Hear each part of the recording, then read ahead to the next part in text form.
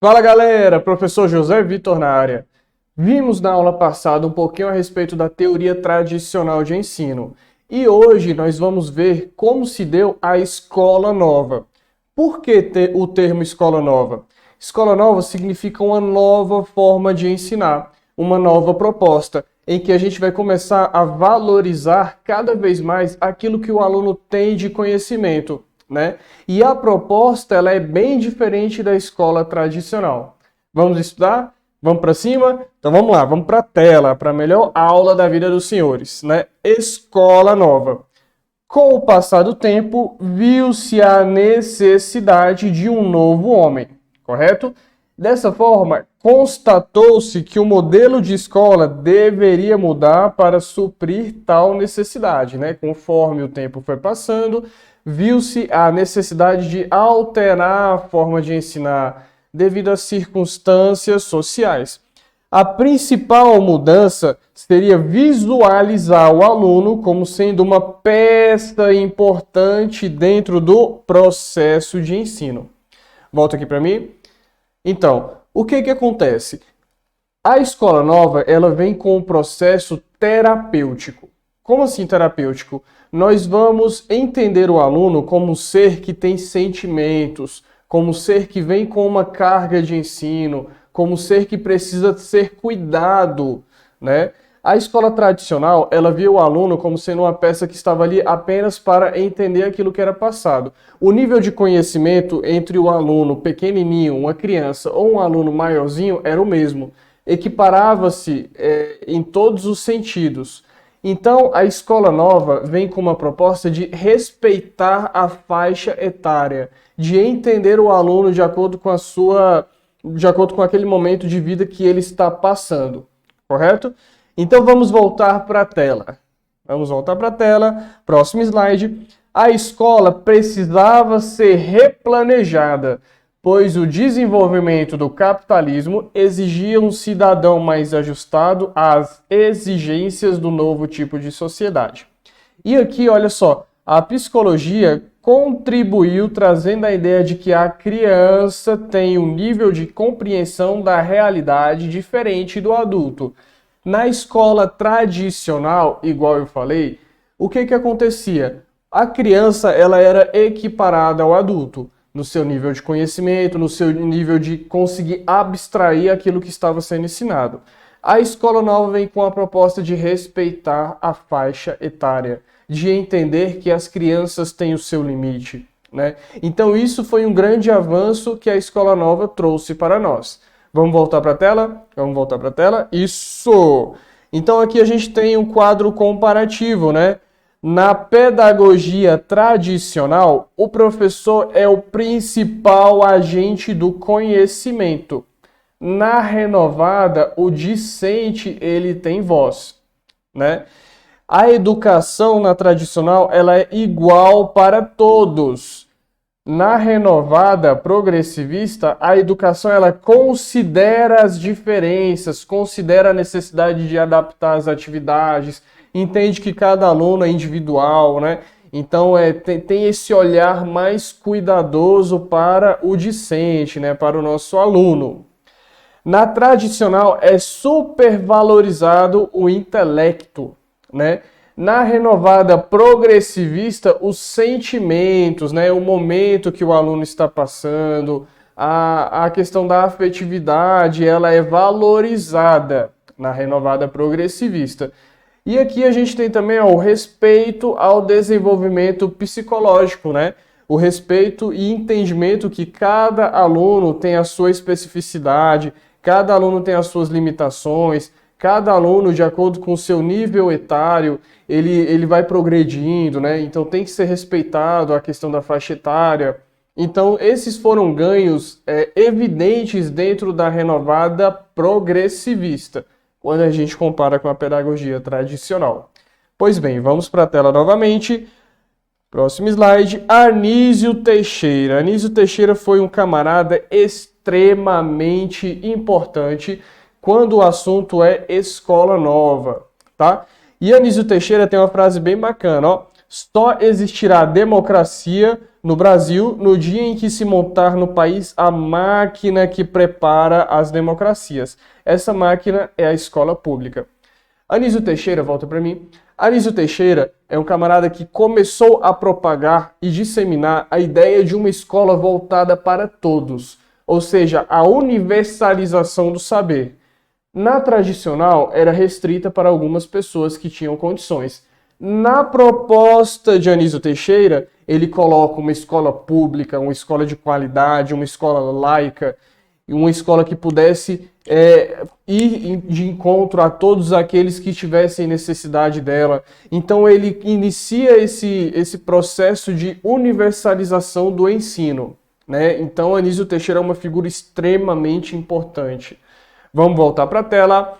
Próximo slide. A proposta de educação, de acordo com o próprio documento, era servir não aos interesses de classes, mas aos interesses do indivíduo. Olha só, o indivíduo foi colocado como o ápice do processo, né? Sendo que antigamente nós valorizávamos o interesse das classes. E agora a gente começou a olhar o indivíduo na sua singularidade, no seu momento histórico, no seu momento de faixa etária, né? Então começamos a visualizar uma educação diferente, né? Aos interesses do indivíduo e que se funda sobre o princípio da vinculação da escola com o meio social. A ideia principal era baseada no ideal condicionado pela vida social atual, mas profundamente humano, de solidariedade, de serviço social e cooperação. Então aqui é uma quebra de paradigma, é uma quebra de ideias, né? A gente começa a valorizar a solidariedade, a cooperação, o entendimento de que todos somos importantes dentro do processo educativo. Olha só o ganho que a gente teve com a nossa escola nova, né? Olha o ganho que Anísio Teixeira trouxe quando começou a propor uma escola nesse formato, né? Então é muito bacana a ideia de Anísio Teixeira. Voltamos aqui para a tela. Então vamos lá. O Manifesto dos Pioneiros. O Manifesto dos Pioneiros foi um documento com o qual Anísio Teixeira teve contato, né? Ele pôde participar da escritura, né? Então aqui, qual seria a proposta? Uma escola que seria pública, que seria laica, que seria obrigatória, que seria única e que seria gratuita, né? Olha só, a gente está saindo de uma ideia tradicional de ensino e nós estamos partindo para uma ideia de universalizar, de colocar nas mãos de todos, de colocar a escola a serviço do aluno que necessita, de todos os alunos, de uma universalização. Olha só o ganho que nós tivemos com as ideias de Anísio Teixeira, né? É muito bacana a gente ter esse entendimento. Hoje, para nós, parece algo natural. Hoje, para nós, uma escola pública em que o filho do pobre pode entrar é algo muito, muito comum, né? Mas naquele período histórico, né, que se foi vivido por Anísio Teixeira, isso não era comum, isso era algo, por vezes, até inimaginável, né? Então é muito bacana perceber esse grande salto que foi dado na educação. Voltando para a tela, Saviani. Saviani, ele chama esse processo de escola nova. Libânio, igual a gente viu na última aula, ele separa em progressivista e não diretiva, tá ok? Então, é um processo que é parecido, mas que tem as suas diferenças na separação de Libânio. Libânio colocou algumas características que tem somente na progressivista e outras características que tem somente na não diretiva, que a gente vai ver mais à frente. Tá bom? Então, seguindo aqui, ó, tendência liberal renovada progressivista. Na tendência liberal renovada progressivista, aquela mesma proposta pelo nosso Anísio Teixeira, o aluno, ele é o centro do processo. Olha aí, ó, o aluno é o centro do processo. A gente tirou aquela verticalização que tinha na tradicional, em que o professor ficava na parte de cima e o aluno na parte de baixo, e o ensino era propagado de forma vertical, e agora a gente coloca o aluno no centro e o professor ali, ó, ensinando, propagando o seu conhecimento, né? Colocando o aluno para participar. Vamos lá. A ação move a educação. Uma das propostas que é enraizada dentro da teoria progressivista é colocar a ação, né? O aluno ele vai participar de forma ativa. Alguns instrumentos que o professor vai colocar para colaborar no processo de ensino, eu vou citar para vocês. Vamos supor que a gente entre numa sala e tenha bastante tinta, bastante giz, bastante papel. Então, o aluno, naquela situação ali, ele é colocado a colocar a sua criatividade em jogo. Então, o aluno, ele vai, a partir do seu interesse, ele vai começar a participar da aula. E o professor vai estar ali somente instrumentalizando, somente ali auxiliando, né? Então, essa é uma proposta da renovada progressivista. Continuando, as necessidades da criança são levadas em consideração. Olha o avanço, meu Deus do céu. Olha o avanço que a gente teve. As crianças vão ter voz, olha só. Coisa que antigamente não se tinha noção da importância de levar as crianças em consideração dentro do seu próprio processo de ensino-aprendizagem. Os conteúdos giram em torno daquilo que as crianças querem aprender. Olha só, gente. Olha só, a gente vai colocar... Volta para mim aqui. Ó, perceba o quão delicado é isso, né? Você chegar na criança e entender aquilo que ela tem mais vontade de aprender, né? Para a gente parece algo simples, mas essa quebra de paradigma é algo assim de grande evolução, né? Então, colocar a criança que nunca teve voz para começar a liderar o seu próprio processo de ensino-aprendizagem é algo fantástico, é algo incrível, é um avanço incrível. Pois bem, a função do professor, olha aqui, a função do professor é ajudar o aluno a aprender. Então, aqui ele agora, o professor ele passa a ser um auxiliador, a ser um contribuidor dentro do processo de ensino-aprendizagem do aluno. O processo de conhecimento é mais importante que o produto. Volta para mim, que isso aqui é um detalhe que cai muito em prova. Olha só, na pedagogia tradicional, nós valorizávamos muito o produto. O aluno aprendeu, sim ou não? Essa era um dos questionamentos. Conseguiu aprender? Beleza, está aprovado. Não conseguiu aprender? Está reprovado. O que a gente ganhou na teoria progressivista? Nós ganhamos que o processo começou a ser valorizado. Vamos lá. Se você chega no seu aluno na teoria progressivista e pergunta para ele, meu amiguinho, quanto é que é 3 vezes 7? 3 vezes 7. Ele começa, ele conta nos dedos, ele sabe que o 7 ele tem que ser multiplicado por 3, né, numa sequência de 7 mais 7 mais 7, e aí ele olha para você e fala, professor, 7 vezes 3 é 22. Você olha para ele e fala, muito bem, parabéns. Por que ele falou 22? Ele entendeu que é 7 mais 7 mais 7. Só que nós entendemos que 3 vezes 7 é 21 e não 22. Mas por que eu parabenizei o meu aluno? Eu parabenizei porque ele entendeu o raciocínio. Apesar dele ter errado a multiplicação, apesar dele não ter falado 21, ele compreendeu que o processo é 7 mais 7 mais 7. Percebe? Então, o processo é valorizado. O produto é importante? É, mas o processo é mais. Olha o ganho, gente. Olha que incrível é essa pedagogia, né? Então, vamos lá, vamos voltar. Vamos para a tela. A cientificidade na psicologia, né, que foi o que a gente acabou de comentar, de valorizar o aluno de acordo com a sua faixa etária, no seu nível de intelecto, né? E o respeito às idades. Muito bem. E esse camarada aí, vocês conhecem esse cidadão?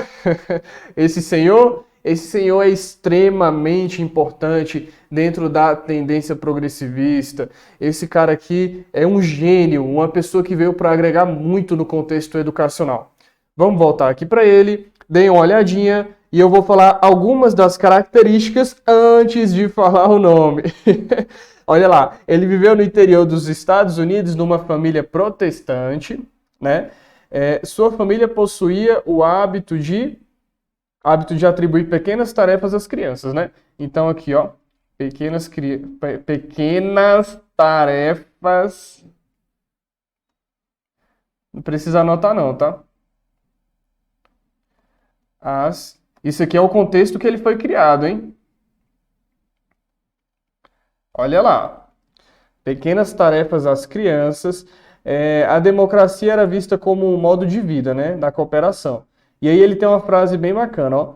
A democracia é um modo de vida que prima pela atitude do compartilhamento e cooperação, né? Então aqui ele via a escola como uma pequena comunidade democrática. O aluno participa, troca ideias, trabalha em grupo, né? Vocês conseguem imaginar quem é esse autor que eu estou colocando aqui as características? Sim ou não? Volta aqui para mim. Sim ou não, né? Um autor que coloca o trabalho em grupo como valoroso, né? A contribuição, a participação. E aí, vocês já ouviram falar nele? Sim ou não? Sim ou não? John Dewey. Vamos lá. John Dewey. Esse é o contexto que ele foi criado, né? As crianças sempre tinham ali algumas tarefas, né? A família dele era protestante. Enfim, foi um cara que somou bastante dentro dessa nossa concepção que estamos estudando, tá? Então vamos voltar para a tela e continuando aqui, ó. A escola para John Dewey era uma pequena comunidade democrática. O aluno, ele participa. Deixa eu botar o azinho aqui. O aluno participa.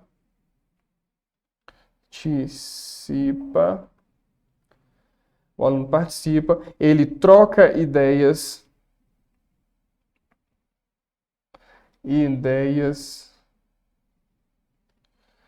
ele trabalha em grupo,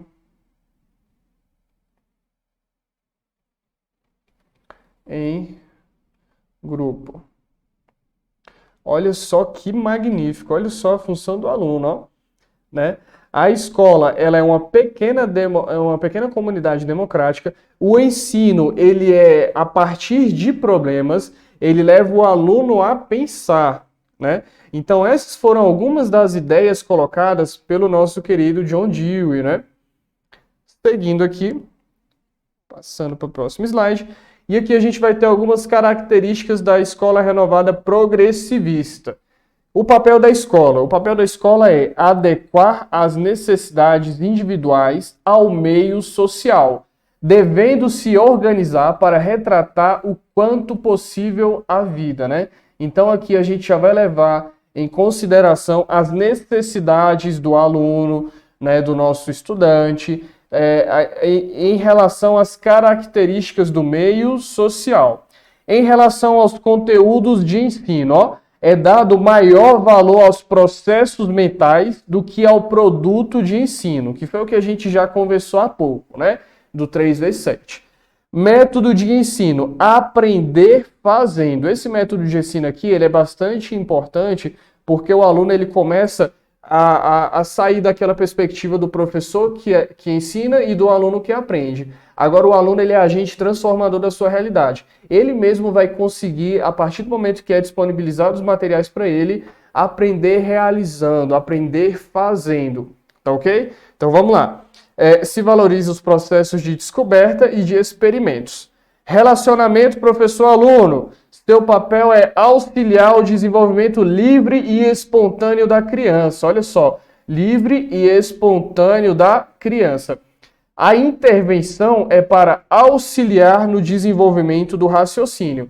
Então é naquele esquema lá que a gente tinha conversado anteriormente. Numa sala eu disponibilizo cola, disponibilizo tinta, tesoura, lápis de cor, alguns desenhos, e o aluno, a partir da sua criatividade, vai começar a ser o agente transformador do seu processo de ensino. Poxa, eu vou pintar com tinta o cabelo do meu desenho. Ah, eu vou passar giz de cera aqui no corpinho dele. Ah, vou colocar aqui, sei lá, glitter na roupa. Então, é o aluno que é agente transformador do seu processo de ensino. Ele tem liberdade, né? Então, essa é uma das grandes ideias aqui desse processo. Tá ok? Volta para cá. Termos encontrados em prova. Olha só, eu coloquei aqui 5 termos que aparecem bastante, né? Que são ligados à nossa tendência renovada progressivista. Ó, a escola deve tentar retratar o máximo possível a vida, a realidade daquele menino, a realidade daquele estudante.